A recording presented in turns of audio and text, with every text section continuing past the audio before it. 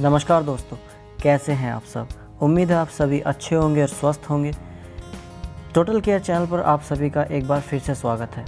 दोस्तों, आज का हमारा विषय है अस्थमा यानी दमा।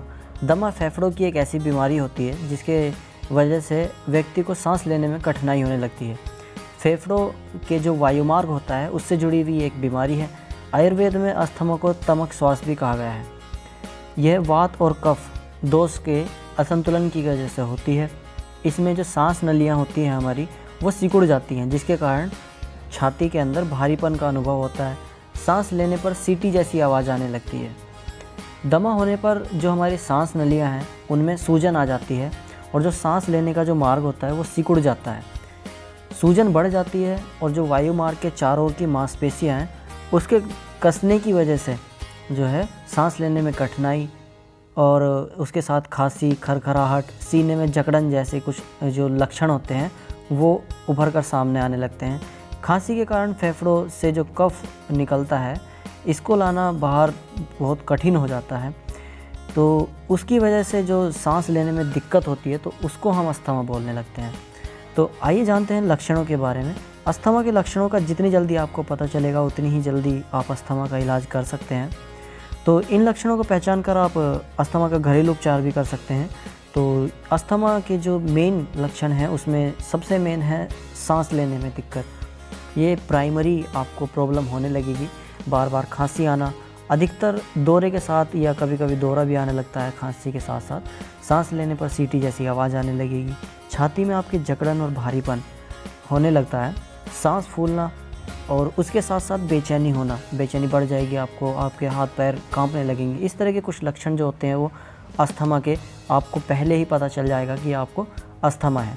चलिए जानते हैं कुछ कारणों के बारे में कि किन कारणों की वजह से आपको जो है अस्थमा वो हो सकता है। तो सबसे पहले है स्मोकिंग यानी धूम्रपान। इसकी वजह से बहुत से लोगों को अस्थमा होता है। मोटापा भी इसका एक कारण है। एलर्जी किसी भी तरह की अगर आपके शरीर के अंदर है, एक तरह से अस्थमा एलर्जी भी इसको बोलते हैं। और यदि आप बहुत ज़्यादा स्ट्रेस लेते हैं तब, और अगर आप ऐसे एरिया में रह रहे हैं जहाँ पर पोल्यूशन, एयर पोल्यूशन बहुत ही ज़्यादा है। वैसे तो आपको मास्क अब फ़िलहाल मैंडेटरी ही है कोविड-19 के टाइम पे, लेकिन अगर आप प्रदूषण जैसी एरिया में रह रहे हैं तो चांसेस ज़्यादा हैं कि आपको अस्थमा हो जाएगा। तो चलिए अब जानते हैं कुछ होम रेमेडीज़, घरेलू उपचारों के बारे में। तो आयुर्वेद में बहुत सारे ऐसे उपाय हैं जो घरेलू हैं जिनके साथ साथ आप अस्थमा को घर से ही ठीक कर सकते हैं। जिनमें सबसे पहला है लहसुन। अस्थमा के रोगियों के लिए लहसुन बहुत ही ज़्यादा लाभदायक होता है। 30 ml दूध में लहसुन की 5 कलियां आप उबाल लेंगे और इस मिश्रण को हर रोज़ सेवन करने से अस्थमा का जड़ से इलाज होता है। दूसरा है शहद का मिश्रण।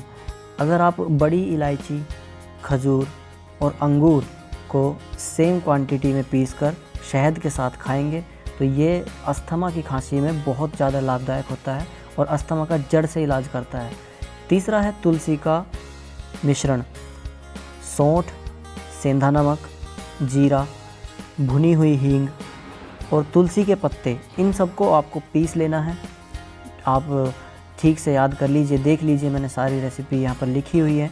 इन सब को पीसकर आपको 1 गिलास पानी में उबाल लेना है। जब आपका पानी उबलकर आधा रह जाएगा तब आप इसको पी लेंगे। आप इसको रोज़ाना करेंगे रात के समय। इसे पीने से अस्थमा की जो समस्या है वो दूर हो जाएगी आपकी। तो 3 मैंने आपको यहाँ पर आयुर्वेदिक या घरेलू उपाय बताए हैं। उसके बाद आप योगासन भी ज़रूर करें सुबह सुबह। प्राणायाम आप करें, बहुत ही किफ़ायती होता है अस्थमा के रोगियों के लिए। सांस थोड़ी देर खींचकर रोकिए और फिर धीरे धीरे इसको निकालिए। दूसरा है आप कपालभाति कीजिए। जब आप सांस अंदर लेंगे तो बहुत आराम से और नॉर्मल तरीके से लेंगे, लेकिन जब एग्जॉस्ट करेंगे, सांस बाहर निकालेंगे तो तेज़ और फोर्सफुली निकालेंगे। उससे आपके जो फेफड़े हैं उनको खुलने में मदद मिलती है। तो कपालभाति और प्राणायाम आप योगा की तरह से बहुत ज़रूरी आपको करना है। सुबह सुबह आप करें।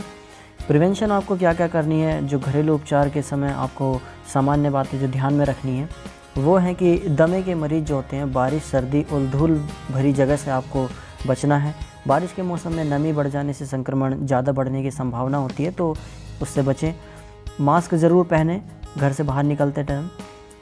धूम्रपान करने वाले व्यक्ति से दूर रहें। अगर आप करते हैं तो आप कुछ टाइम रुक जाएं या बंद ही कर दें बिल्कुल।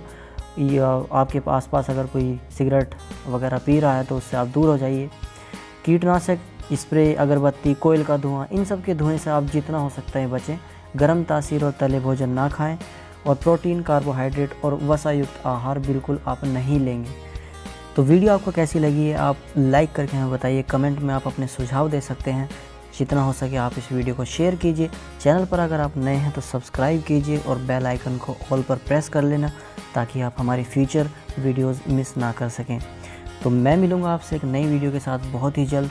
तब तक आप हंसते रहिए, मुस्कुराते रहिए और अपने आसपास सफाई रखिए, क्योंकि आप उसी से स्वस्थ रहेंगे। जल्द मुलाकात होगी, तब तक आप अपना ख्याल रखिए। जय हिंद, टेक केयर।